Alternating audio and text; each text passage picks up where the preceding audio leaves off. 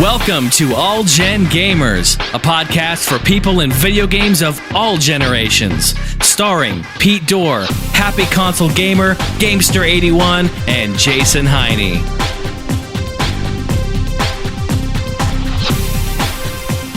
Welcome back to All Gen Gamers, episode 63. I am one of your hosts, Johnny Millennium. I do the Happy Console Gamer Show on YouTube. And we are joined by the EMU review, Jason Heine. How are you doing, Jason? I'm wonderful.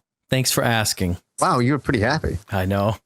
Very happy. Is that because you have a certain, and I'll introduce him now, Gamester81 beside you? Hey, guys. That's why. Hey. Oh, you guys are doing some cross role-playing over there, eh? Yatta! He's wearing Chung-Li right now. That's pretty amazing. Go home and be a family man. And we're joined by the illustrious, the beautiful, the talented. Of course, I'm not talking about Pete Dorr, but I am talking about Pete Dorr. How you doing, Pete? I'm doing pretty well. That's awesome. You having fun with Dark Souls? A lot of fun. Are you dying a lot? I'm dying a lot, yes. Good. Because the next guest, he's been playing that as well. You guys will be chatting about this later on. I'm going to be both laughing at you to hear about all your death stories. But we're joined today by Jason Gambrel of the N4G Podcast. Welcome, Jason. How are you doing? Oh, I'm doing great. Greetings, programs. Well, it's better than calling people users like people for a while there. But so for the confusion, we're going to get into your channel and all of that in a little bit, but because you're called Jason and we have a Jason here as well, we're worried about confusion. So you on your podcast go by the name GambusKahn, correct? GambusKahn, yeah, or Gambus for short. Where does that come from? Is there a story behind it? Yeah, it's kind of an evolution story in progress. Back in elementary school, back in the 80s, the Reebok pumps, remember those shoes? They were kind of big around here back then. I taught my parents into buying me a pair of shoes, and some dude in elementary school was like, "Oh, your basketball name should be Gamby." So throughout most of school, my nickname was Gamby because it was kind of like my last name. And then in high school, I was hanging out with a group of hippies in home ec class where we would always talk about video games and science fiction. They were all coming up with other nicknames like Great Gambino and stuff like that. And someone just said GambusKahn, and I kind of latched on to that. And well, wait a second here. Let's go back. Hold on, pause. Yeah. Jason, I'm getting some like scratchy like paper sound. Are you like doing some paper mache or something in the background? Or anything? there is a fan. I'll shut it off right now. Okay. I wonder what that was too. I was trying to pick the right time. I didn't want to interrupt him. I always get that sound like when I got my hand in my pants because I got like tinfoil. I wear tinfoil underwear. You have a lot of paper down there. No, I wear tinfoil underwear. He stuffs it with socks. It's going to conduct some electricity to kind of generate something happening down there, Yeah, it sounds like paper. All right. We're good to go. I still hear it, actually. I still hear it. Yeah, I still hear it. It's not weird. Like, doesn't anybody on your podcast hear that? I don't hear anything. Are you wearing a headset? No, I'm actually wearing the Apple earbuds that came with. Yeah, those should work. Okay, I know what it is. It's your microphone rubbing against your shirt or something. Oh, okay. That's exactly what it is. That's why we pay him the big bucks. So if you could I don't know how you want to rig that thing so that it is, not touching your shirt, or hold it out, or just take your shirt off, baby. Take your shirt off. Don't hold back. Yeah. I was going to say I'm naked right now. No, it is rubbing on your chest hair, baby. Hold on a second here, Jason.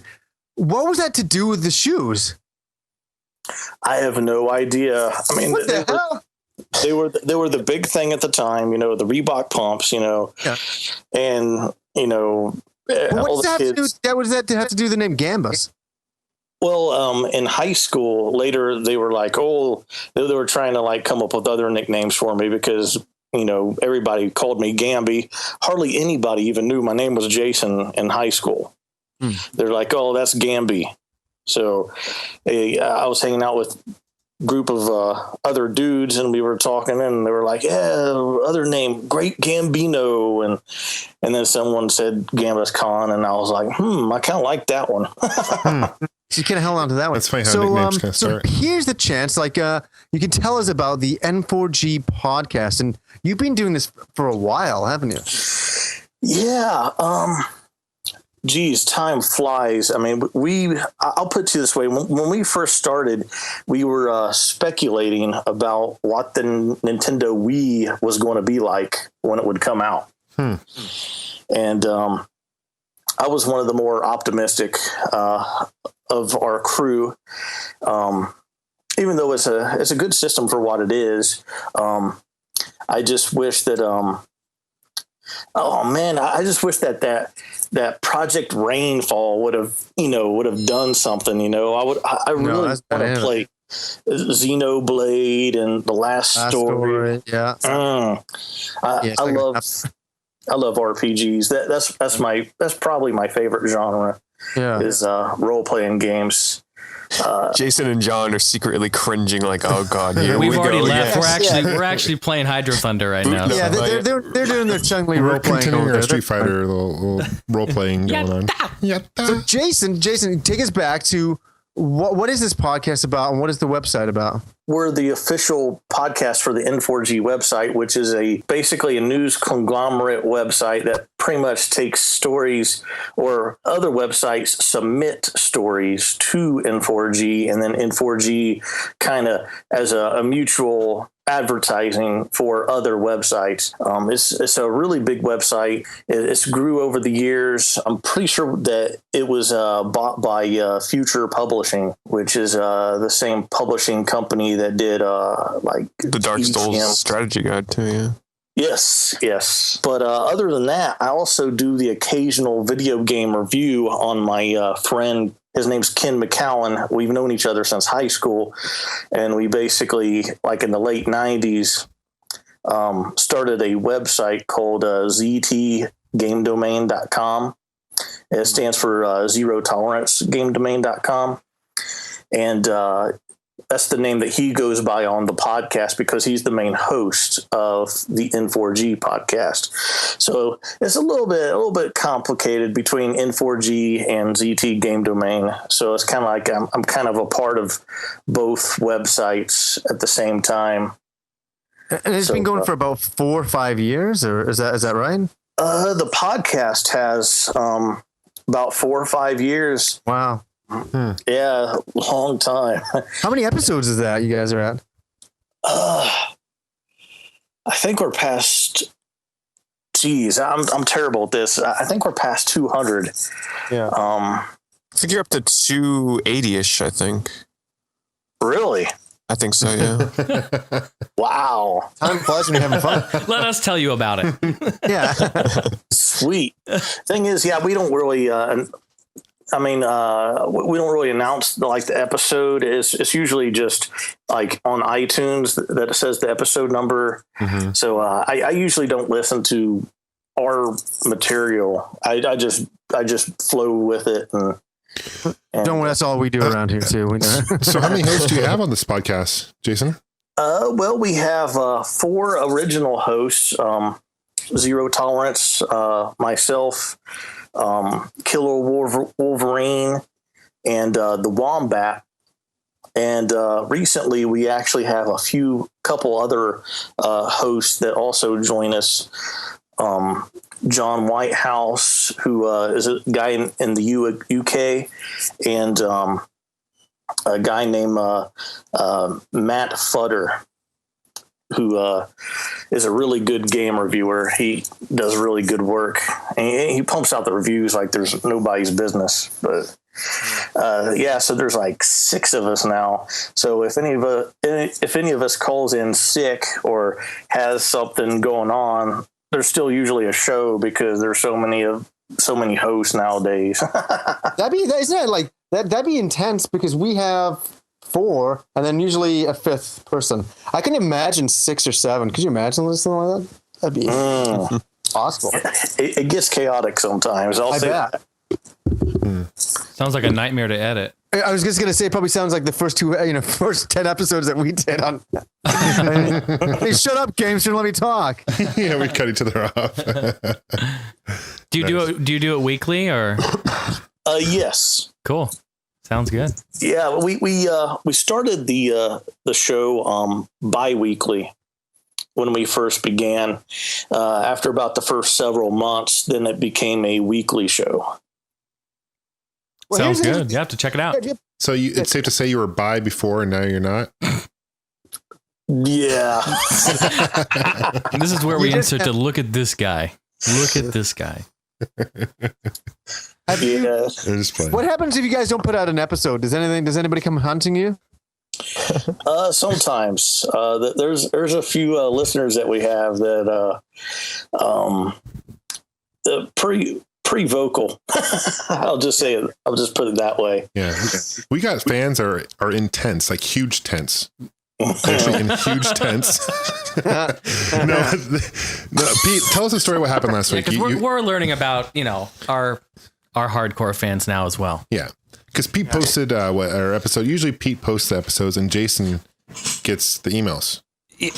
Yeah. Okay. It's kind of a long story. I guess I can start it out. I made a typo in uploading it in the name of the podcast itself. So it didn't hit iTunes. It didn't hit where it usually is supposed to hit.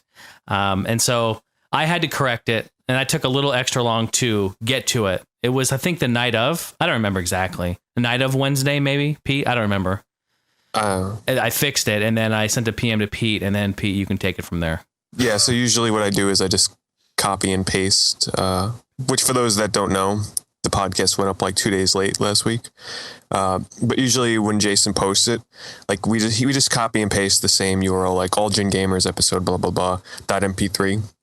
But this time there was a typo in that URL, which I had to ask Jason what the typo was before I can go ahead and post it. And by the time I got around to asking that, I had to go to sleep because I had to wake up in the morning for work. So I couldn't post it that night. And then the next day when Jason got back to me, I was so absorbed in playing Dark Souls all day for like 9 hours that I totally forgot all about not having uploaded the podcast. I finally sent a begging email. and then the next day at work, when I woke up in the morning, I didn't have time to do it. So I had to wait until I got home from work to post the episode. Then by that time, I sent a life-threatening email. No shit. Well, I know, Jason, because you were posting on our Facebook thing, and I'm like, why isn't Pete responding? I'm like, yeah. I wasn't even on the internet that whole day. I was on Dark Souls. I wasn't even that's where Pete was online. And I'm getting lit up by everyone and their mom. Like, how many games were you getting, Jason? Like, I was probably getting like, I don't know, like 3 to 4, maybe an hour on Steam, on Facebook, on Skype. So in the future, continue to ask Jason where the podcast is when it's not up on time. Fuck everything. We'll put his address here in the description too. You can personally write to him and visit him. Send me some snail mail. So anyway, we're going off topic. Jason, we do that a lot in this podcast. We kind of go off topic a lot. So been there, done that. Mm-hmm. Absolutely. Yeah, I know exactly how that is. So you mentioned you're really big into RPGs. Are there any other genres that you like for gaming? What other genres would you like? What are some of your favorite games? What systems? I love action platforming games, like the Castlevania games. I love Konami. Between their Castlevania, their Contra, Gradius games. You like the old school stuff, huh? Oh yeah, I love old school stuff. Yeah. Capcom,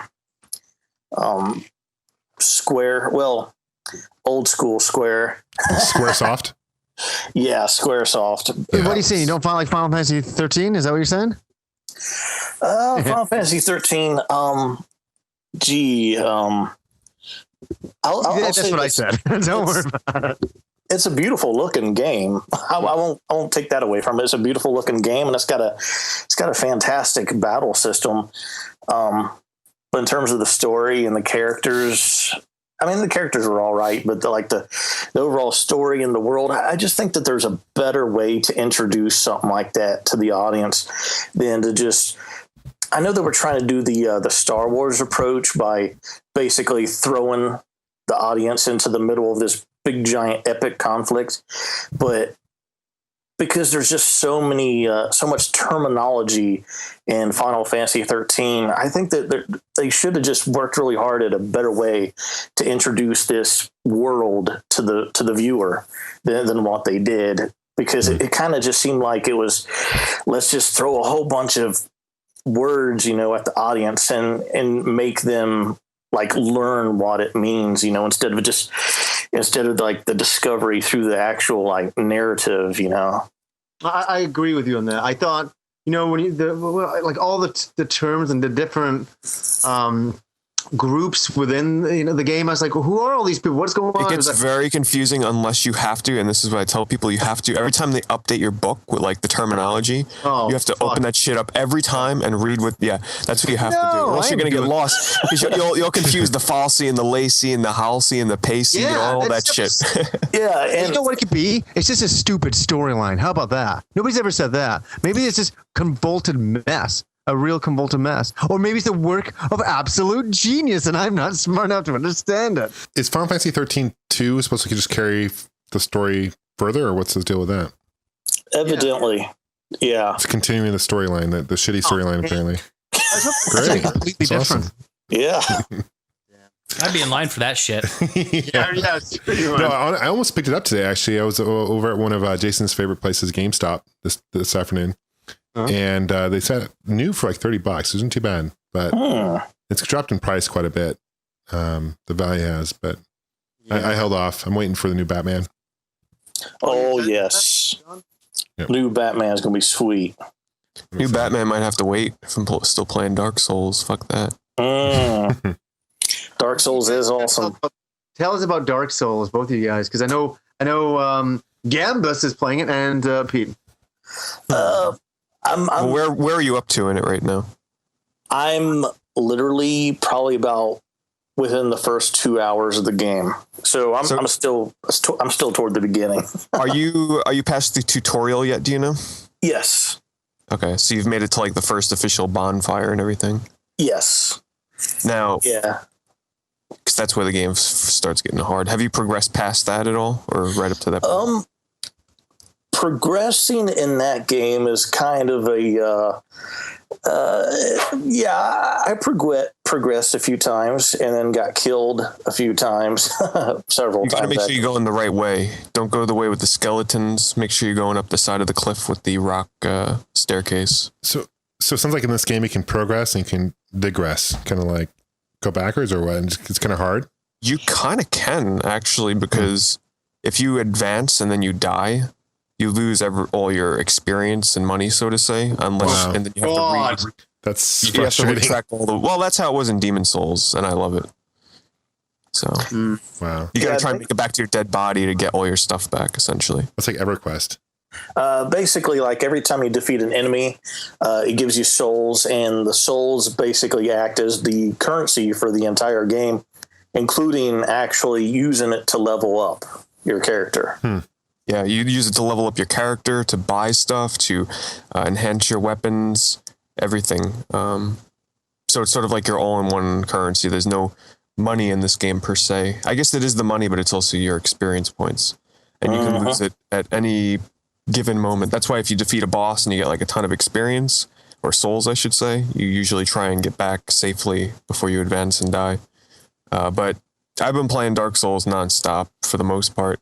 I am 33 hours into the game right now, and I'd probably say I'm about 40% done with the game from what I've seen. Maybe 50%. I've heard the game's like 80 hours long, because I got the strategy guide. I've barely even cracked the thing open, to be honest with you. I was just going to ask, do you need the strategy guide then if you were to get it? It's because it sounds like you haven't opened it up, so I mean, I wasn't sure if you actually need it or not. Well, first of all, the guide is awesome. It's a huge, heavy book. It's hardcover. But I had the guide for Demon Souls, which came with the collector's edition, and that guide was so useful for Demon Souls. But I actually, because that's when Demon Souls was so new and nobody knew the mechanics and all that kind of stuff. So going into Dark Souls, it's essentially the same game. It's just more of an open world design, and they have changed a few things. So I didn't need like the help that I needed from the strategy guide from Demon Souls at first as much. I actually just got the guide like yesterday, so the first few days I had the game, I wasn't using it.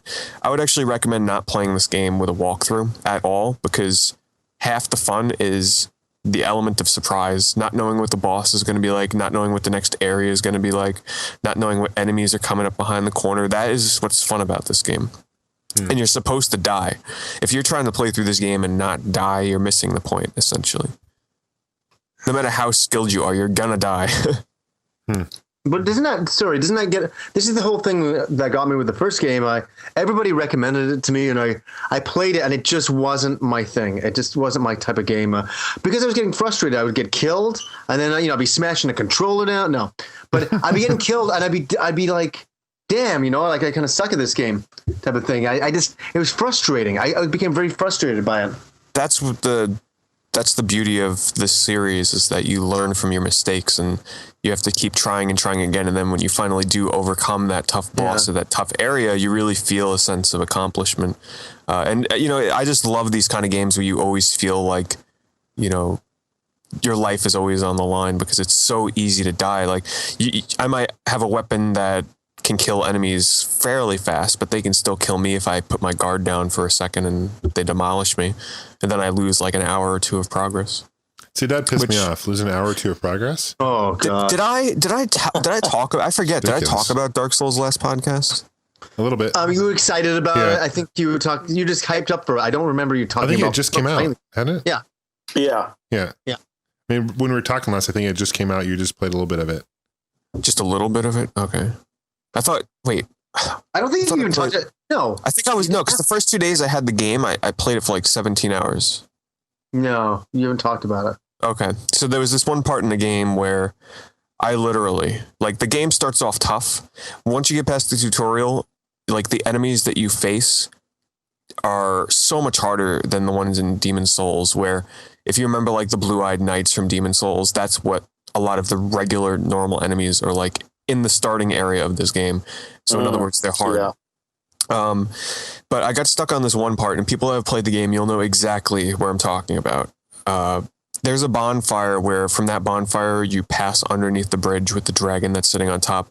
You kill two zombie skeletons or whatever, and then you kill some rats, and then you come out there, and then there's the armored boar.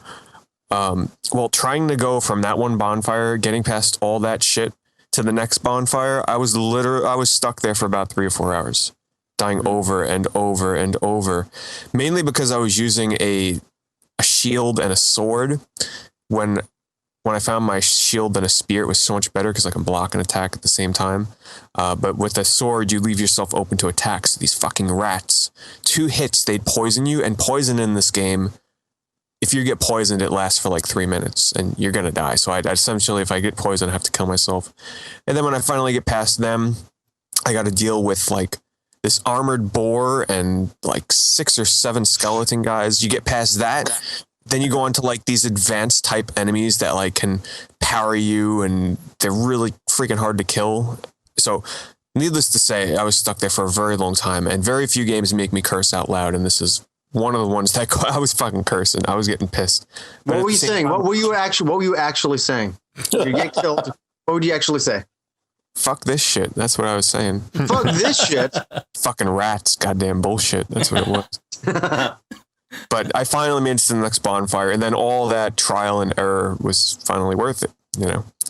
So that's how the game works. But like, I don't understand. Like, this is what I don't understand. I don't understand the game in the sense that how can so much frustration, as you said, when you accomplish something, it just feels so fantastic, right? Yeah. But then the next 5 minutes, you bump into something that's going to piss you off again. I kind of like a little bit of leg room, you know, in that respect. But it's just like, okay, boom, you're dead again. The starting of Dark Souls is extremely hard. It's probably about 10 times harder than Demon Souls. But once you get over that hump of like the first few hours, I'd say the first maybe 10 hours, that's when the game really starts to open up, because the locations are so varied, so much more varied than the first game. It's unbelievable. Like, slight spoilers on areas here, but I've been to like a a dark forest. And I just got to this area now where it's like this big sunlit city with like vistas of huge buildings that you can see for miles and miles. Like it looks beautiful. The locations are a lot more varied than Demon Souls, which tended to be just really dark and grimy for the most part. But yeah, I mean, it's just the fun of discovering the new enemies and learning their weaknesses, and you'll get better at the game and better at combat, and trying this backstab enemies and everything. But the first few hours, it's going to be make or break for a lot of people. They're going to pick this game up and they're going to get their ass handed to them so much they might give up to the point of never playing again. But if you can get past that, it's a great game. Yeah. Yeah, it's not for me. I know so many people who love this game.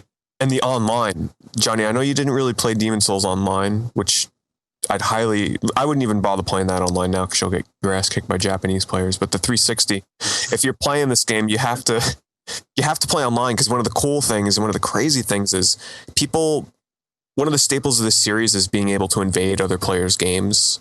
So like if you die in Demon Souls, if you died, you can invade someone else's game and kill them and get your life back.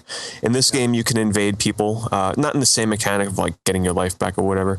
There's a whole nother system that I'm not going to get into, but in this game, you can be invaded by somebody, whereas in Demon Souls, it would notify you, oh, so-and-so invaded your game. Not in Dark Souls. There's certain covenants you can join in this game, which are like online guilds, and some of them allow you to invade people's games without notifying them. So like you can just be in your single player, like battling along, whatever, and then all of a sudden out of nowhere, another person just comes out of nowhere and like backstabs you. Oh, fuck that. I go bananas. Hey, so Pete, I was watching you live stream the game, and I guess there was somebody else in your game, and they were just being a pain in the fucking ass, like getting in your way, blocking you from going down the stairs. Was that today's stream or the other stream? I think that was it? Yeah, not yesterday, the day before. Before? Oh yeah. That happens sometimes. Yeah, it was it wasn't a person. That was actually an NPC that I summoned. Oh, because the person, I thought, see, I'm watching it and I had it on mute. So, and actually, the funny thing is there's a lot of problems with that stream that night. I couldn't see the chat, so I'd refresh and I'd just see the video, and I wouldn't have audio. There's a lot of weird things going on, but from what I saw was this guy was following you. I guess it was an NPC, and he got in your way, and you had to like go the other way around to get past him and kind of thing. There's NPCs you can summon, the ones that are gold, but you can summon real people. Yeah. Like today in the area I'm up to now, like there's a boss area where you have to summon people into your game. So people summoned me a couple of times, and we killed the boss and whatnot. And someone actually invaded my game for the first time as a human, and they kicked my ass because they were using an item where you can't lock onto them, and I was using a spear, so my hitbox was like only in front of me, so it was super hard. And if you hate the thing where people can invade you without you being warned, there's an item you can wear, supposedly, that people use later in the game where you're invisible. So people will invade your game, you don't even know it, and they're invisible and they backstab you. Wow. Yeah. Yeah. Yeah. There's another guild you can join. Now get this. This is crazy. There's another guild you can join where, and let me I might have some details wrong here, but essentially, if you are in the same guild as the other person, they'll lay a sign on the ground and you basically go into a duel with them.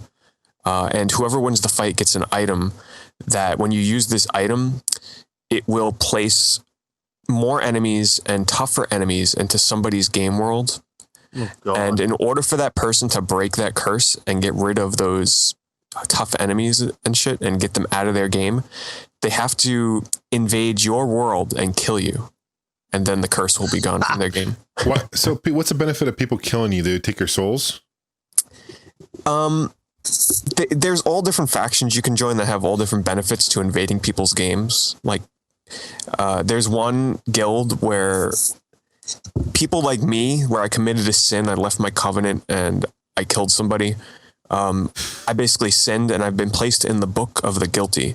And there's a guild called I think the Dark Moon Guild or whatever, or the Dark Moon Covenant, where they can look in this book and people have bounties placed on them. So let's say I killed a whole bunch of people, I'll have a really high bounty on my head.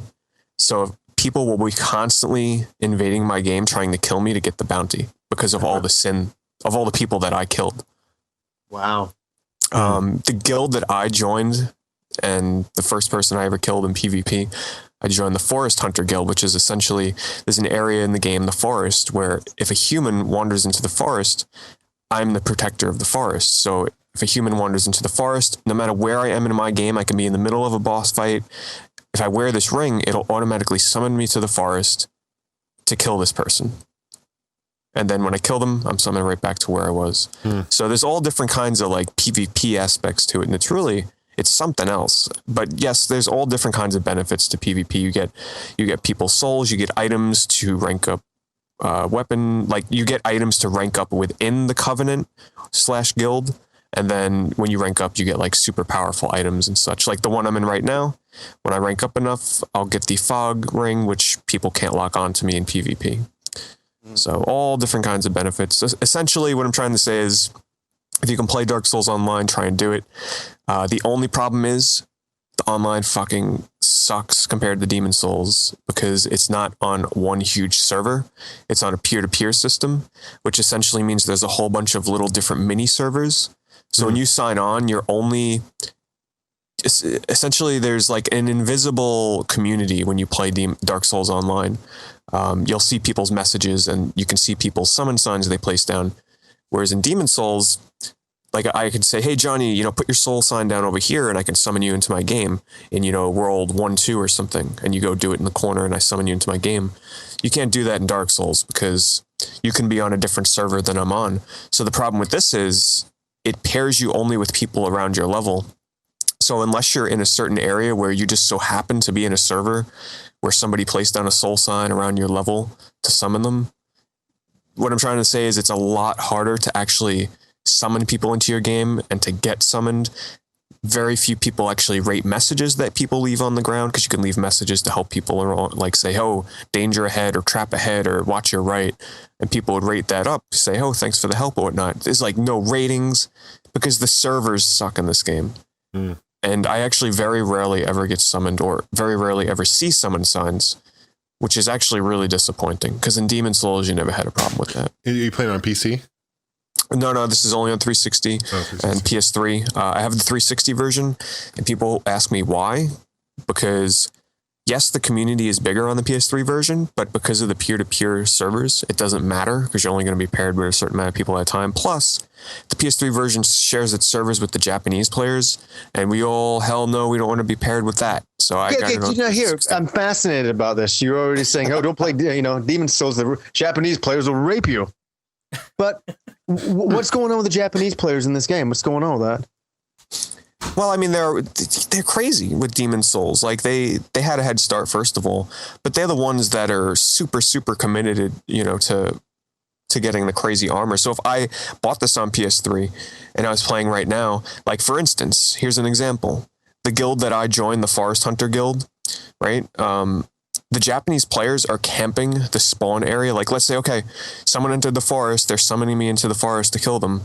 The Japanese players essentially are going to the forest with super high level gear on and shit as a human so that I get summoned there so that they can destroy me and take my souls. Because there's... It's just like Final Fantasy 11. The Japanese players in that were camping the fuck out of everybody.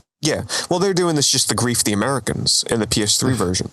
Because the level difference for this guild doesn't matter. Usually they keep you within 10 soul levels, but this guild, they don't care. So they just sit in the forest and wait for the newbies to get summoned to come kill the person that invaded the forest, and they just fucking kill them in one hit. So, I don't know. And of course, they last longer than the Americans from what they stick with these games. Like, look at Monster Hunter. That's all they play. Oh, yeah. So... I don't know. I just wanted to avoid, honestly, the Japanese players. I wanted to stay on an even playing field with, everybody from everything but Japan, I guess, on the 360 version. Everybody starts on a clean slate. With the PS3 version, you're starting with players that have already had a head start. there's something about all that, because I remember Fantasy Star Online, when I first went online with the game, some Japanese player breaks into our game. You know what I mean? Has the best equipment, the best everything. And I'm not saying all Japanese players, but the Japanese players who get a head start in these games, in these Japanese created games, oh my God, they are relentless. They are insane. I remember Fantasy Star Online, they had the best stuff within the first fucking week. It's ridiculous. Especially in a game like this where you can be invaded. You know, I just wasn't ready to be putting up with that kind of shit, you know? No way. Something else when it works. I just can't wait until I get the shit scared out of me when I'm just like running around a level or something and like a human player comes out of nowhere to kill me and I wasn't notified. I can't wait for that. And I'm going to be the person that joins the Dark Moon or some shit where I can just constantly invade people and kill them for the hell of it. It reminds me of a funny story. We had a Japanese exchange student live with us for about a year, my family growing up, and he would always kick our ass no matter what game we were playing, whether it was just like a sports game or whatever. And we would get so pissed off. Like my brother Gary and I, we would call him Japanese cheat code. Like we thought he was putting some kind of cheat code in there and shit. He'd always get pissed. But it's something, I don't know. It's something that's crazy. You know, it just kind of reminds me of it. Yeah. Do you think it's because of them being so much more disciplined than Westerners? Yeah, maybe that has something to do with it.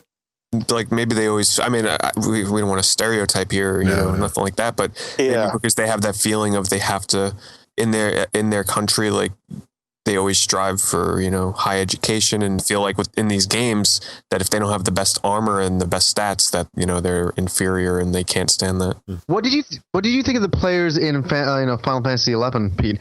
Because when I got on, obviously the Japanese players were on there for a long time before us, but I remember just going to any camp spots to get in towards monsters, and there'd be like 10 Japanese players standing there. Well, the problem with 11 and with a lot of MMOs, there are people that are basically, they had bots and there were bots. They banned. There's bots. They were definitely, some of them were bots. Absolutely. Where it would automatically like target the enemy when it spawned and they'd claim it. But then there were also groups of real players where they'd have really shitty gear on and they were basically paid like a labor center where they'd have computers set up and they'd sit there and just play Final Fantasy 11 all day, like $1, you know, they get paid $1 an hour to just level up and create characters to sell to people. And then there's also the groups where they just camp the notorious monsters, they call them, or I guess like rare enemies. I don't know what you'd call them in like World of Warcraft, but they'd camp them, kill them, and get the item and sell it on the auction house for real, you know, the in-game money to sell for real money. So they'd camp and they'd grief you too. Like back when you were able to grief in Final Fantasy 11, they'd take like the entire zone of enemies in the area and bring it over to the camp spot and kill you so that you couldn't get the claim. Like it's pretty intense. It was funny, actually. I get a story about that. I remember me and this, mage character, his name was Wugark at the time, but I remember oh God, you probably know, it was some tower. It was some ice cavern that had a tower. Yeah, it was. See if you can remember this. That's. It's right out. It's the tower by Quiffum, like the snow area, and then there's a big, huge tower that you go in, and there's Gigas. There's big like Gigas inside, right? There's goblins, Gigas, bats. There was that. Well, the reason why we went was because randomly. Actually, I think it doesn't. Some of these things we actually found out they were appear in like, I don't know, 12 different spots or something like that. Yeah, so we went and was that the one? Because we were waiting for this slime to draw to appear, because it had a 1 in 60 chance of dropping a rare ring or was it a belt? What enemy were you waiting to spawn? I think it was some slime creature, but this is like, you have to remember this. That's my memory from a long time ago. And we showed up. I'm just basically, and it doesn't matter all the details. Is that we showed up and we're running. We had to run down all these stairs, and there's all these different levels to this thing. So you ran down the stairs, and then I think there's a plateau. Then there was more stairs, and this creature would randomly appear every 15 minutes, something like that. And there was so many Japanese players there. I was like, oh my God, like, because I remember reading about this online. I'm like, oh good, nobody. I don't think many people will be doing this one. And there was like tons of people. Was it a ghost was it a ghost in like an enclosed area outside? Like, No, would spawn at it nighttime? was in a stairway, like a cavern hallway stairway. I'd love to see video of it again, actually. I think I was just doing that with my friend not long ago when we were playing, where it would drop the jelly ring for like... Yeah, something like that. That's right. Yeah, it's a slime, but it doesn't spawn once every 15 minutes. Well, it spawns like it didn't spawn every 5 seconds. You know what I mean? That's what I'm referring to. It had a know the ones that were spawning every 15 minutes were its placeholders, essentially, where you'd kill it and then it would, you'd hope that it would spawn when the next one popped. Yeah. Exactly. I was camping that with my friend, and I'm standing there with this one white mage, and I'm like, oh, we're screwed because it's just me and him. Well, what class did you play, by the way? Dark Knight. Oh, okay. So I ended up upgrading to Dark Knight. So we're like running up and down the stairs, waiting for this goddamn thing to show up. We'd see it, we'd run towards it. 3 players would be on it. We're like, oh my god! And then so the thing is, you want to kill the thing, but then you have like a 1 in 60 chance of getting the actual item that's actually worth something. Yep. And what was that item, Pete? Do you remember? If you're talking about, I think the place, I can't remember the exact name of the area because I didn't go down there too much, but it was called the Jelly Ring, and it would give you, if I remember correctly, like -5 or -7%, between -3 and -7, I forget, physical damage taken, and it's a ring that you can equip. The Jelly Ring. I thought it was a belt. Strange. It's been a while. I don't know. You could be thinking of some. I don't know. Who knows? No, like maybe it was a ring. So the thing is, so I get there, and we're like, oh fuck, we kept running towards this goddamn creature, and it kept getting attacked by other people. So finally, we're like, okay, goddamn it appeared, and ran up. We killed it, and it dropped the fucking ring. It dropped the item, like the 1 in 60. Like, I guess people who don't play MMOs don't realize that sometimes when you win and gamble, you can win big. And we won extremely big. That we went back, and I think we sold that thing for $1 million on our server. Well, no, okay. You know what? You must be thinking of another place. No, unless I'm wrong, because that item now you can't sell it. It's a rare exclusive, so you can't actually sell it. They might have changed it to rare exclusive when the game first came out. Yeah, they might have changed it. We basically, what happened is we hit the jackpot. I fucking freaked out, ran around my place screaming, ran back in. I was like, fuck yeah. You really felt like because that game is so hard to make money in that we all of a sudden had made a fortune. And me and him went and we put it in the auction house. We sold it. We split the money. I was able to upgrade my Dark Knight, get all my dexterity stuff, all that stuff, and actually have for once money on me. and so hard to make money in that game. You if you wanted to make money in 11, you had to. It would be like a job. Like I used to farm, and it would be like a real life job where I'd sit there. I know.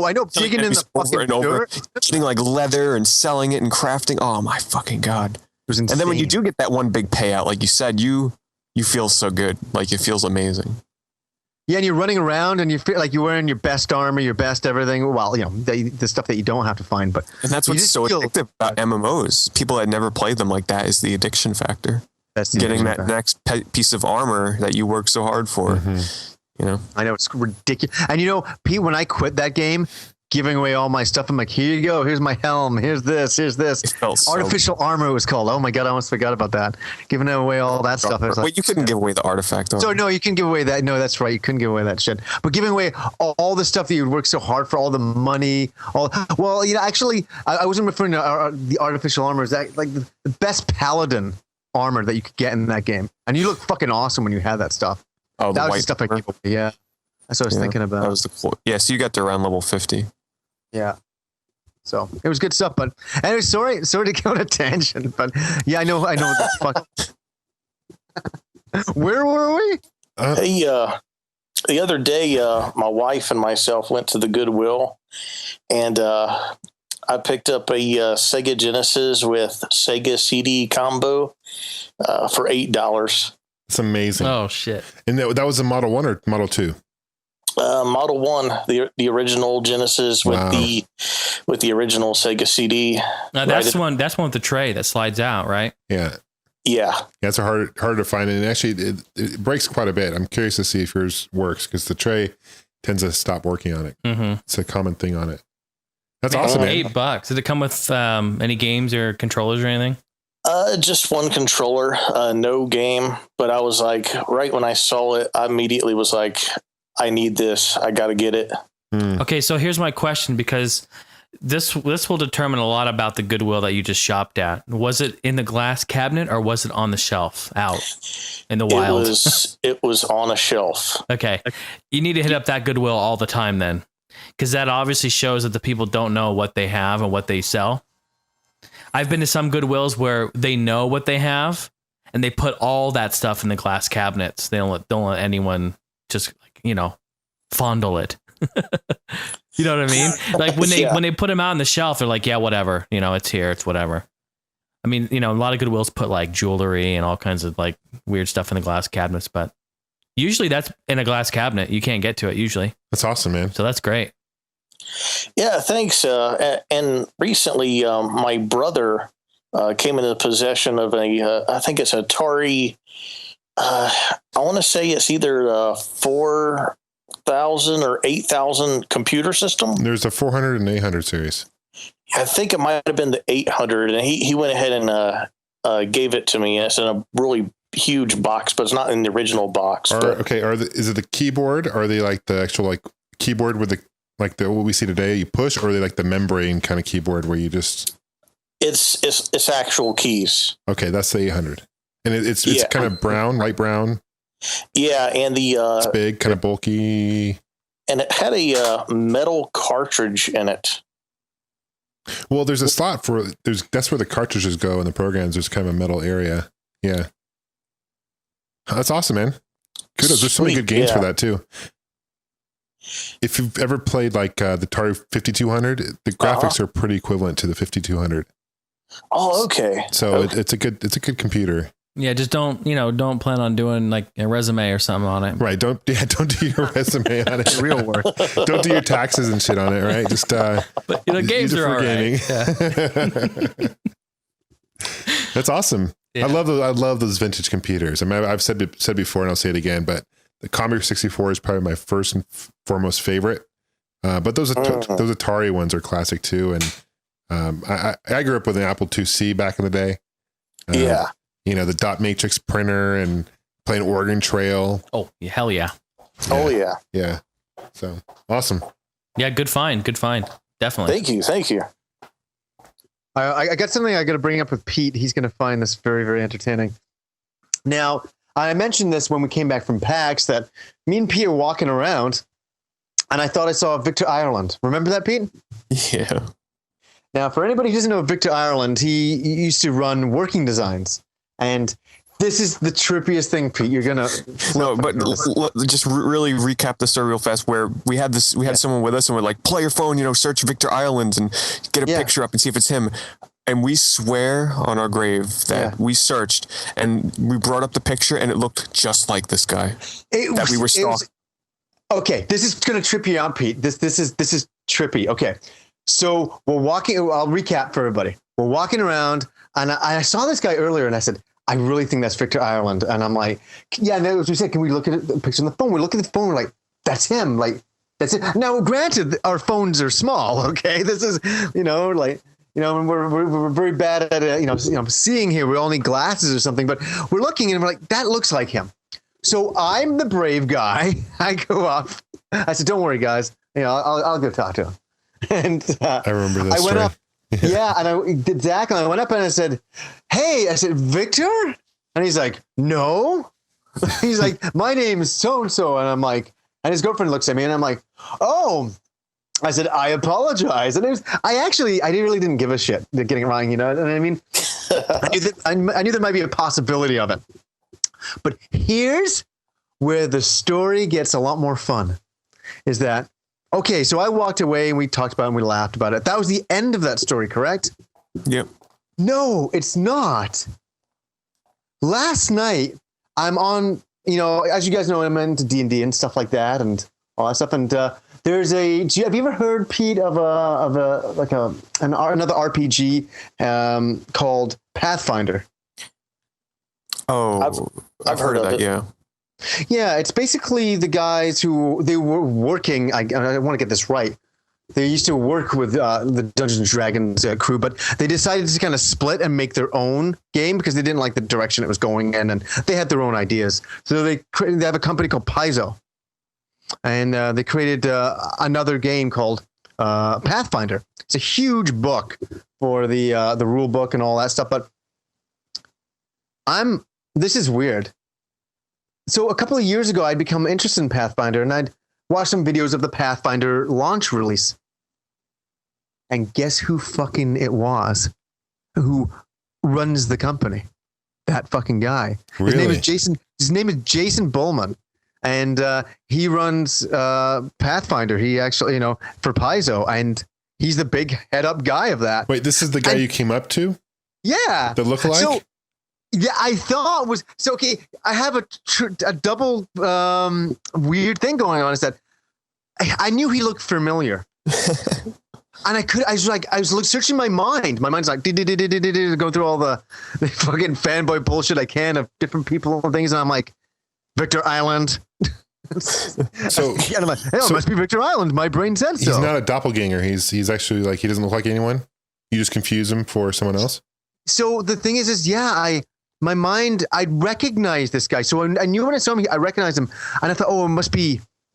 And I thought, God, it looks like Victor Island. We brought up this picture, but it wasn't. His name is Jason Bullman, and he works for. He runs and created Pathfinder, this huge RPG. Holy shit! And I wish I went up to him and said, Jason Bullman. So I wrote to him on Facebook last night. I don't know if he'll respond. He probably just think I'm some nuthead. And I said, listen, I really want to apologize. I bumped into you at PAX, and I came up to you. I said, and I mistook you for somebody else. I said, but I said, I knew I recognized you, but I guess I saw you in a Pathfinder video. And I said, and I got you mixed up with somebody else. So I just want to apologize. That's all. Bye-bye kind of thing. Yeah. And she on a podcast.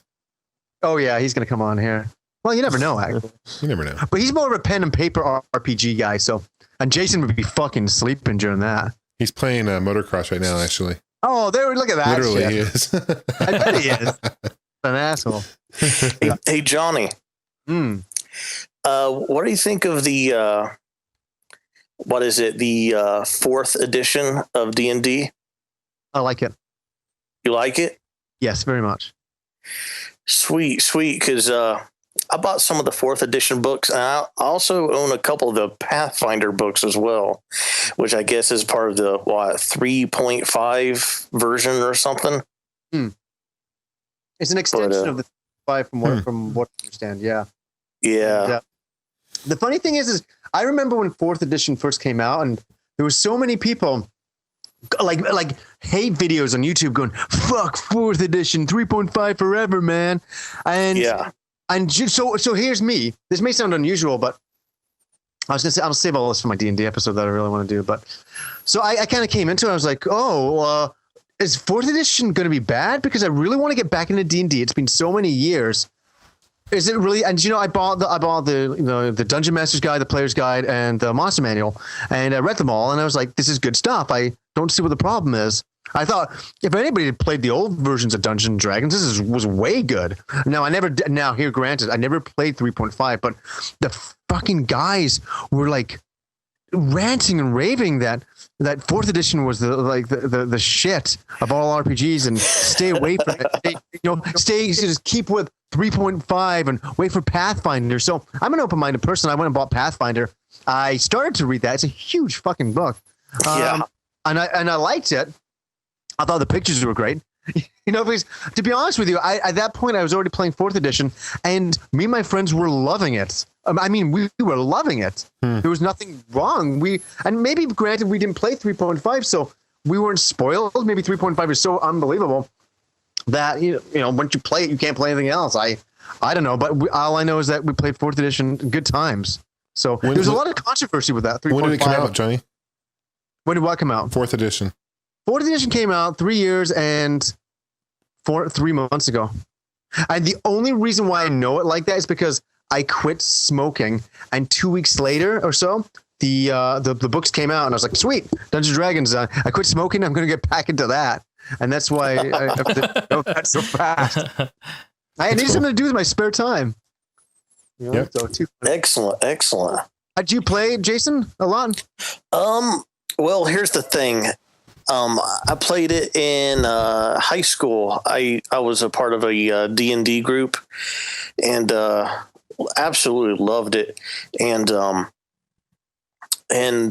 a couple times I came close to like in school, like in college, joining a group as well. But for some reason, I could never get a group together. And but I've always wanted to be like a DM, dungeon master, because I thought I think I could pull off telling a pretty cool story, because that's pretty much what a DM is basically a storyteller who, you know, involves dice every once in a while to figure out stats for Pretty much. It is about, it's basically an imagination game. If you really want to be funny about it, when you think about it, that's all it is. You know? Yeah. And you're right. There's videos all over YouTube talking about how, you know, D&D 4th edition is kind of like the Antichrist of role-playing games. So I don't see it. I think both of them are pretty cool in their own way. I mean, it's just your imagination anyway. So thank you. You totally get it. And all these people are like, oh, you don't understand the rules of this, and the rules of that better in this, and the rules of da. And I'm like, it's an imagination game.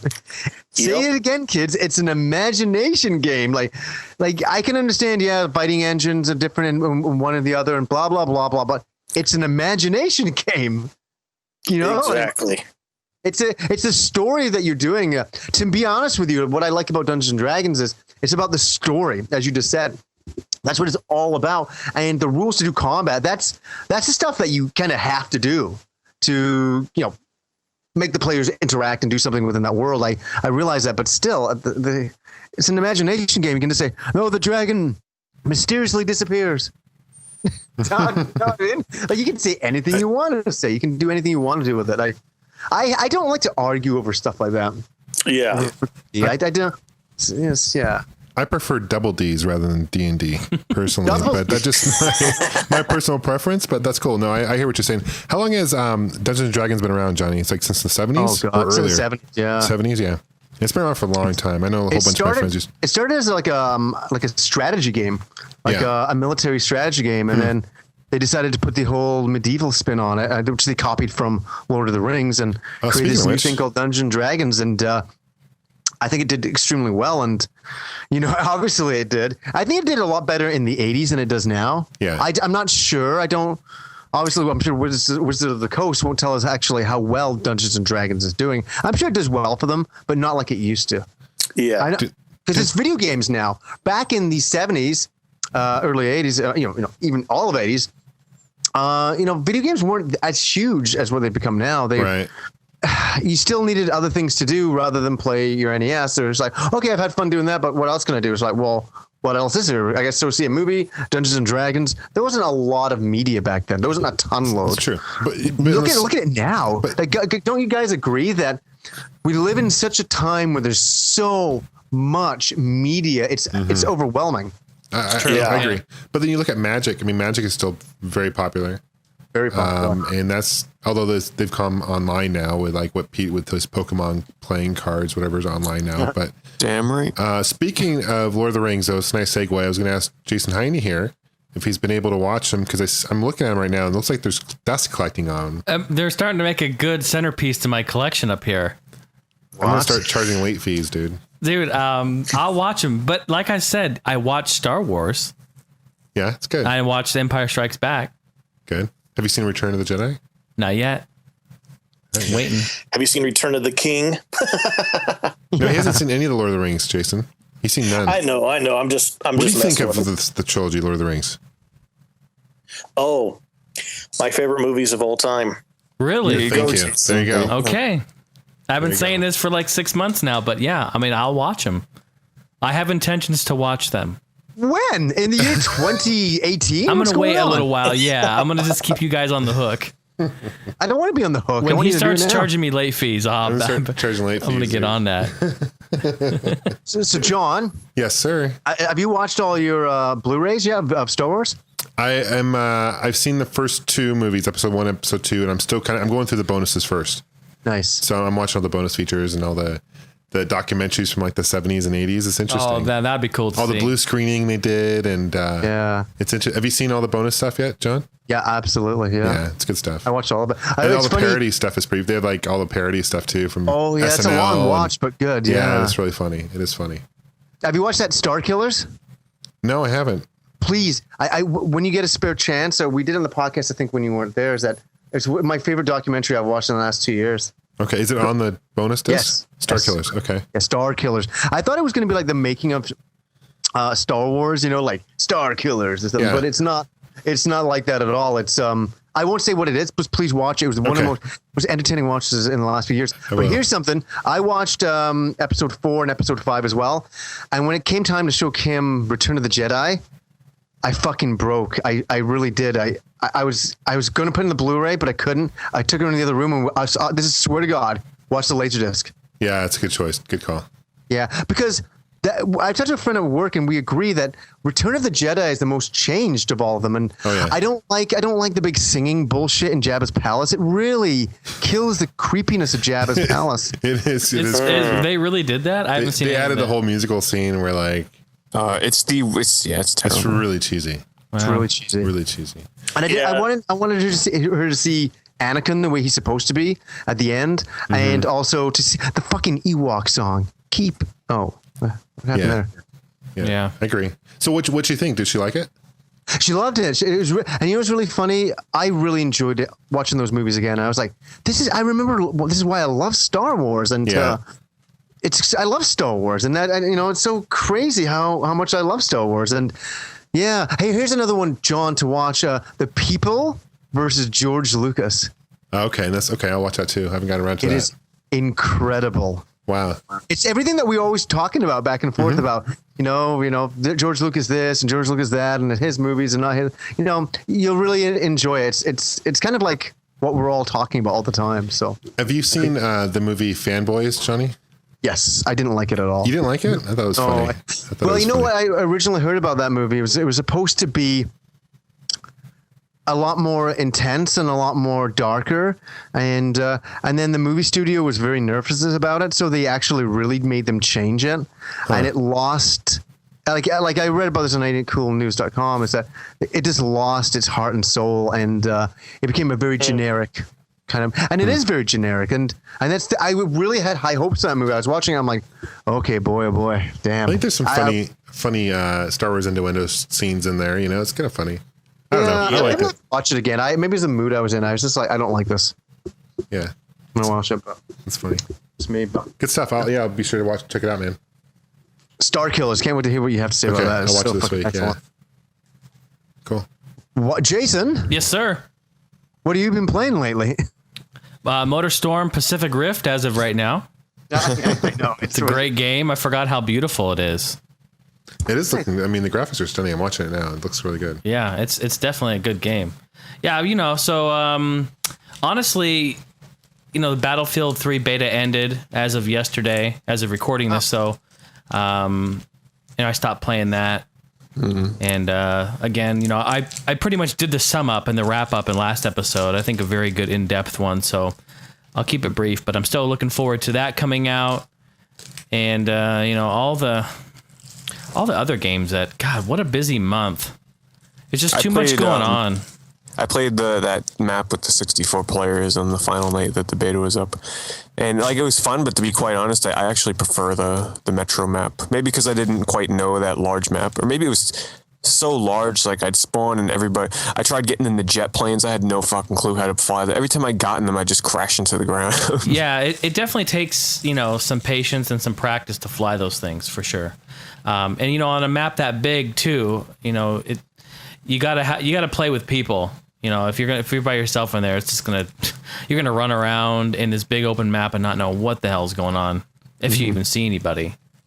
I think they were playing Conquest also, so I believe. So yeah, but other than that, I haven't been playing a whole lot. John and I, we went to Devastation. Guess we can talk about that. It was devastating. It was very devastating. Yeah, no, it's a gaming convention here in Phoenix called Devastation, and it basically you show up and they have vendors that are there. I mean, like Best Buy, Bookman's, Mad Cats. Who else was there? Hori was there, and a bunch of others.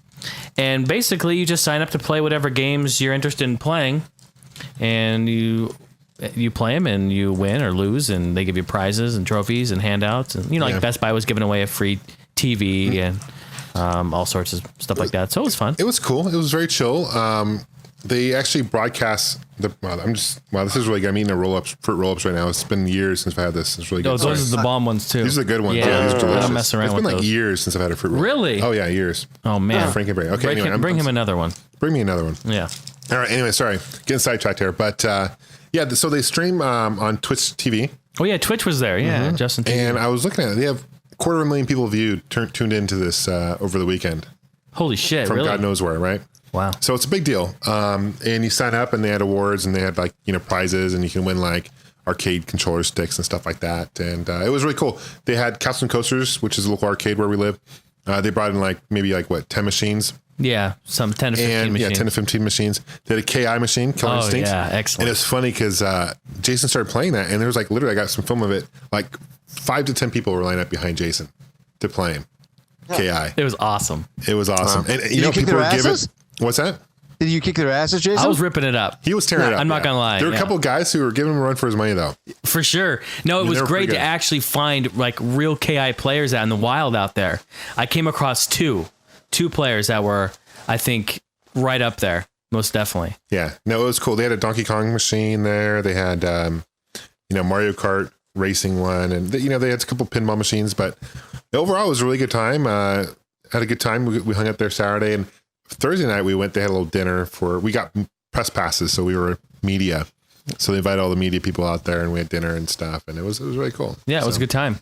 It was awesome. We'll both be posting videos shortly. Probably be up by the time this is. Oh yeah, definitely. Yeah. So it pays to be press, eh? Pays to be pressed. Yeah, it's nice. It's definitely nice. It's just good because you can kind of go in prior, to when the public goes, and we're just getting licorice now. Licorice just showed licorice. Dude, I love being at Jason's Welcome to the Heiny House, homie. Awesome. That's how we go. He doesn't like black licorice. Do you guys like black licorice? I love black licorice. Oh, I hate it. I fucking hate that shit. Really? Yeah, I hate it too. Oh. So what's really funny is during the week I'll eat all the red, and then John comes over and. Dude, once you go black, you never go back. Yeah, John would know. He's full of them this episode. Boy. He is. Yeah, pass me some red ones. All right. So anyway, getting sidetracked here. But yeah, Devastation is a good time. Their website is devastationevent.com. It's held annually. I think they're expecting, thousands of people over the weekend. It was pretty big. Yeah. I thought it was a total of 10,000 or something I read somewhere. So that's cool. Did they have vendors there? I mean, if you had to compare this to, say, PAX, I mean, I know it's not on that large a scale, but exactly what is there? Yeah, they had vendors. Like we said, Hori was there. They make controllers for, NES products or Nintendo products. They also they had a cool, a mouse and keyboard setup for the PS3 and 360, which was really cool. They're coming out with. Yeah, it was dope. I like that. Yeah, so I was really interested in that. You hook it up and you can play Call of Duty, and they had a special limited edition Call of Duty one where it's all camouflage. It was really cool. Explain that, Jason. Yeah. I mean, again, Pete, you need to watch our videos on this because I have footage of all this. But basically, yeah, it's a mouse and keyboard adapter that plugs into your PS3 or 360 via USB. It's one USB in, and it allows you to play with their mouse and keyboard. Their keyboard's the size of your hand. It has just the important keys, and the mouse is attached to that. So it's kind of cool.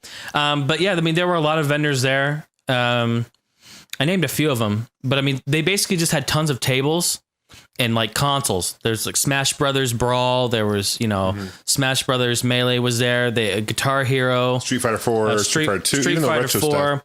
They were doing StarCraft. They were doing Gears 3, Madden 12, Black Ops.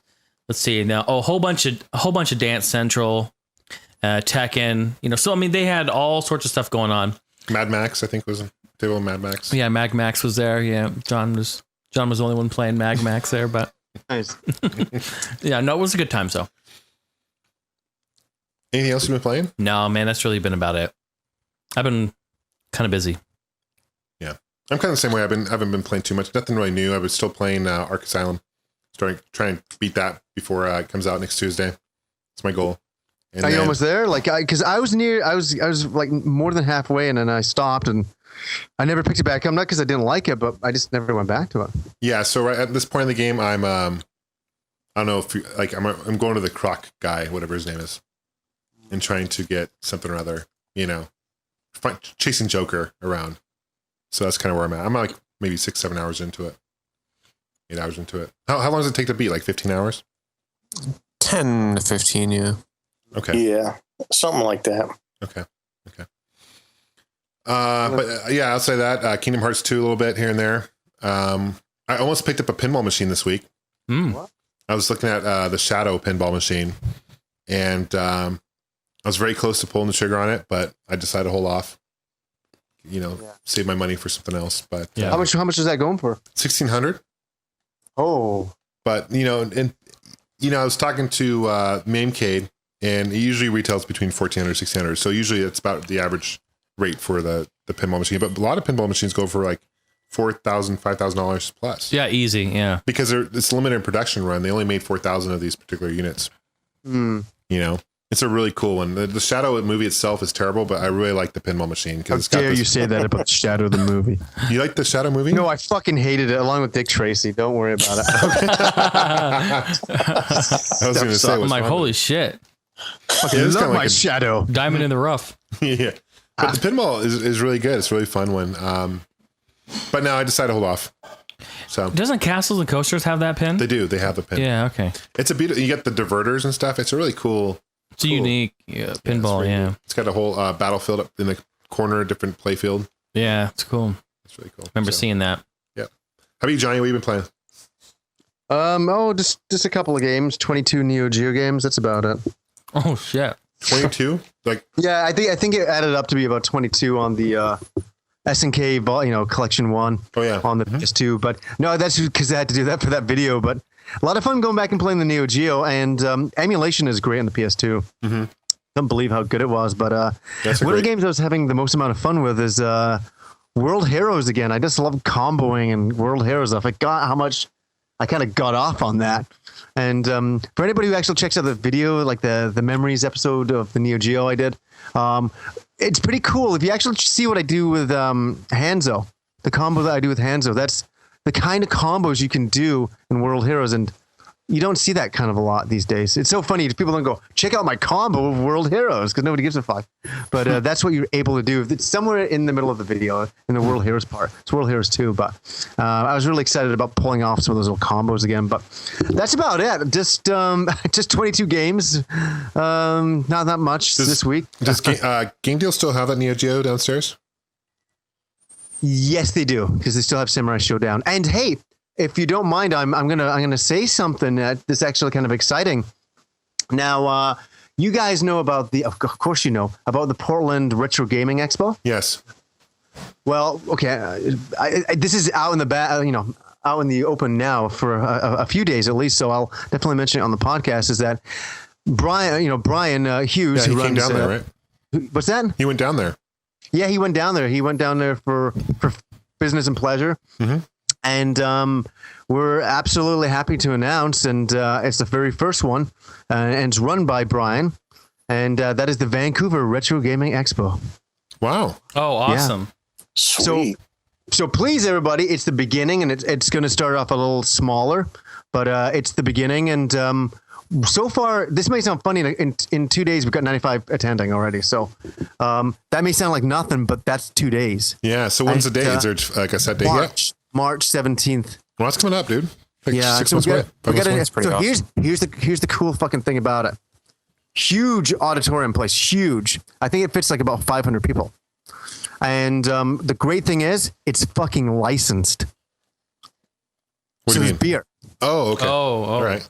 This is great stuff. So I think Brian is organizing all the events. He's beginning it now. He's talking to, everybody in Vancouver, basically, who has anything to do with video games. So yeah, we're all going to go down. We're going to have a fucking pretty wicked day. So I'm really happy to announce that. I really want to say that to everybody. Anybody who listens to the podcast in the Vancouver area that doesn't know about it already, but Vancouver is finally getting its own retro gaming expo, and there's going to be a lot of events, and they'll all be posted up in the next bunch of months. But that's awesome, man.